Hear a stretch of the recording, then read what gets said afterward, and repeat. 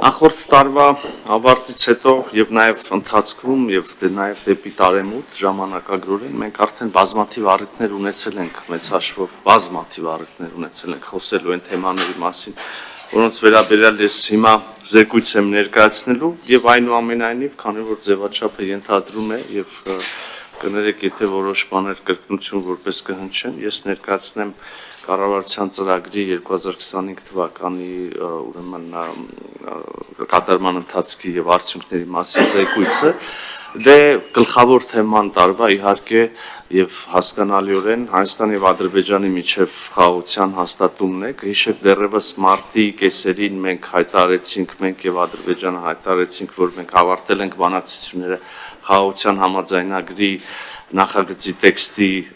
շուրջ եւ տեքստը այլևս համաձայնեցված է եւ Հայաստանի Հանրապետությունը պատրաստակամություն հայտնեց անմիջապես մեկնարկել խորհրդակցությունները որոշելու համաձայնագրի ստորագրման տեղը եւ ժամանակը այնուհետեւ ընդամենը ամիսներ անց օգոստոսի 8-ին արդեն Սպիտակ տանը Վաշինգտոնում Հայաստանի Հանրապետության վարչապետը եւ Ադրբեջանի նախագահը եւ մասնակցությամբ եւ վկայությամբ Միացյալ Նահանգների նախագահի հանդես եկան համատեղ հայտարարությամբ մինչ այդ պահը մենք Ադրբեջանի արտաքին գործերի նախարարի հետ նախաստորագրեցինք համաձայնագիրը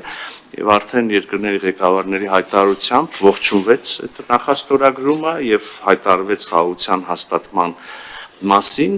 եւ միաժամանակ կարեւոր եմ համարում ընդգծել սրան խաղաղության հաստատմանը զուգահեռ նաեւ համաձայնեցվեցին եւ հանրահռչակվեցին այն սկզբունքները, որոնց շրջանակներում տեղի է ունենալու եւ տեղի է ունենում արդեն կարող ենք ասել ապաշրջափակումը տարածաշրջանի տրանսպորտային ենթակառուցվածքների ես ավելորդ չեմ համարում կրկնել այդ սկզբունքները երկու երկրների տվյալ դեպքում Հայաստանի մասին ենք խոսում Հայաստանի ինքնիշխանության, տարածքային ամբողջականության, սահմանների անձեռնմխելիության շրջանակներում եւ իրավազորության շրջանակներում,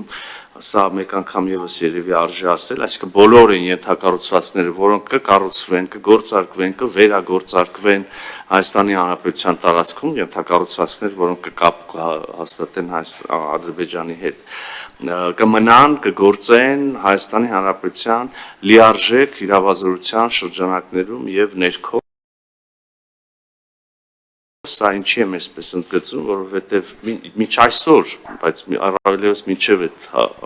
օգոստոսի 8-ի հռչակագիրը մեծ ծավալներով եւ էականորեն շահարկվում էր թեման զանազան դավադրա պաշտական թեզեր էին դրվում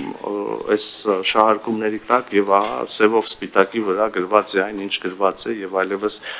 տարբեր մեկնաբանությունների շատ տեղ չկա, թեև նախանձելի համառությամբ որոշ մարդիկ շարունակում են